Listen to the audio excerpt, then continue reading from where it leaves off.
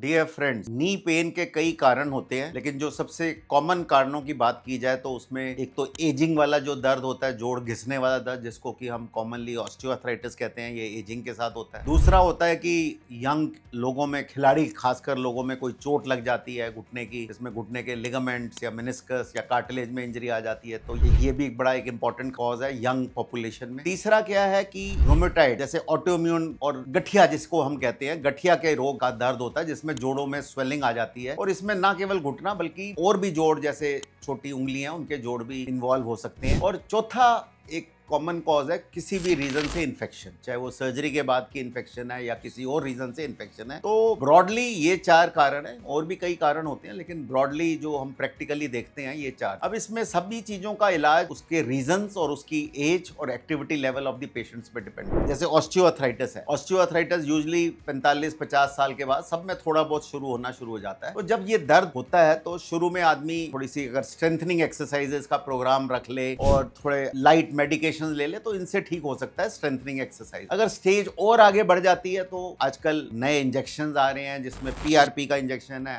अपना ही ब्लड लेके उसमें से ग्रोथ फैक्टर्स निकाल के घुटने में इंजेक्ट कर दिया जाता है, और इसके ऑस्टियोआर्थराइटिस में बहुत अच्छे रिजल्ट्स। और ज्यादा स्टेज समझ लो मॉडरेट लेवल पे पहुंच गया ऑस्टियोआर्थराइटिस और इन सब चीजों से, कंजर्वेटिव मैनेजमेंट से आराम नहीं मिल रहा, तो फिर हमारे पास दूरबीन का आर्थ्रोस्कोपिक इलाज होता है। दूरबीन से क्लीनिंग कर दी जाती है। कई बार ओल्ड एज में मेनिस्कस टीयर हो जाते हैं, खास तरह के टीयर होते हैं, रूट टीयर कहते हैं, तो उनको आर्थ्रोस्कोपी द्वारा जोड़ा जा सकता है। और अगर घुटने की अलाइनमेंट साथ में टेढ़ी हो गई है तो साथ में रीअलाइनमेंट सर्जरी, जिसको हाई टिबियल ऑस्टियोटमी कहते हैं, इसके बहुत ही अच्छे रिजल्ट्स हैं। और इसकी जो एज ग्रुप है वो 45 to 55, 60 तक भी HTO हम कर सकते हैं रीअलाइनमेंट सर्जरी, तो बहुत अच्छे रिजल्ट्स हैं। लेकिन ये तभी की जाती है जब कंजर्वेटिव ट्रीटमेंट एक तरह से फेल हो। और इसके बाद अगर ऑस्टियोआर्थराइटिस तब भी स्वीयर है, स्वीयर ग्रेड का है, पेशेंट की एज 60 साल से ऊपर हो गई है और उसको रोजमर्रा की एक्टिविटीज ऑफ डेली लिविंग में, जैसे कहते हैं कि प्रॉब्लम आ रही है, थोड़े बहुत चलने पे भी रुकना पड़ जाता है या रात को नींद खराब होने लगती है, रोज पेन किलर खाने पड़ते हैं, तो ऐसा पेशेंट हो सकता है कि जॉइंट रिप्लेसमेंट के लिए एक अच्छा कैंडिडेट हो। और उसका प्रॉपर असेसमेंट करके, एक्सरे करने के बाद और पूरी क्लिनिकल इवेल्युएशन के बाद जॉइंट रिप्लेसमेंट एक अगर प्रॉपरली सिलेक्टेड केसेस में किया जाए तो बहुत अच्छी ऑप्शन है, जिससे कि एक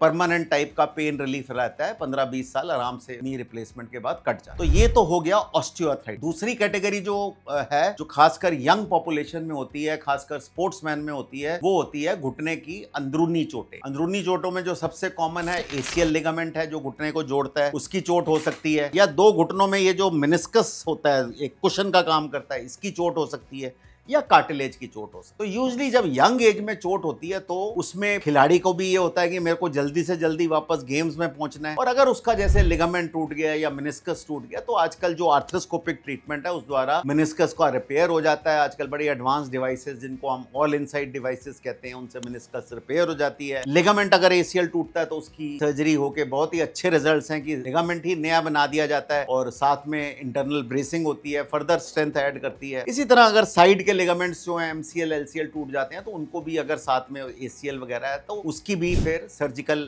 मैनेजमेंट बहुत ही इफेक्टिव है और रिजल्ट्स बहुत ही अच्छे और रिप्रोड्यूसिव। अब तीसरी चीज इसमें आती है कॉमन कॉजेज में, इन्फ्लेमेटरी या ऑटोइम्यून कॉजेज, जैसे गठिया का रोग। अब गठिया के रोग के भी कई ग्रेड्स होते हैं, तो डिपेंडिंग ऑन द ग्रेड उसको बेटर होता है कि एक रिमेटोलॉजिस्ट का ही ट्रीटमेंट किया जाए। और अर्ली स्टेजेस में जो दवाइयां हैं, डिजीज मॉडिफाइंग ड्रग्स होते हैं, इन सबसे अच्छा रिस्पांस आ जाता है। लेकिन अगर किसी पेशेंट का रूमेटॉइड की वजह से काफी एडवांस जोड़ खराब हो गया, जैसे घुटना खराब हो गया, तो इवन यंग एज में भी कई बार हमें घुटना रिप्लेस करने की नौबत आ सकती है। तो ये तो हो गया रूमेटॉइड और ऑटोइम्यून। और लास्ट रीजन जो एक है इन्फेक्शन, जो किसी भी वजह से हो सकती है, सर्जरी के बाद हो सकती है या इवन विदाउट सर्जरी हो सकती है। तो इसमें जो है एंटीबायोटिक्स का कोर्स ट्राई किया जाता है, IV या एंटीबायोटिक्स दिए जाते हैं। और नहीं अगर उससे सबसाइड हो रहा तो जॉइंट को खोल के, जिसको हम आर्थ्रोटमी कहते हैं, जॉइंट को खोल के या इवन दूरबीन द्वारा जॉइंट को क्लीन कर दिया जाता है और उससे जो भी अंदर की जैसे इन्फेक्शन है उसको इरेडिकेट कर दिया जाता है। बट ऐसे पेशेंट्स को यूजुअली 6 वीक्स तक IV एंटीबायोटिक्स दिए जाते हैं और उसके बाद भी डिपेंडिंग ऑन की कितनी सेवेरिटी ऑफ इन्फेक्शन है। तो ये कुछ कॉमन काजेज हैं नी के पेन के, जिनका आजकल की जमाने में, आजकल के न्यू साइंस के एडवांसेस के साथ अच्छा ट्रीटमेंट पॉसिबल।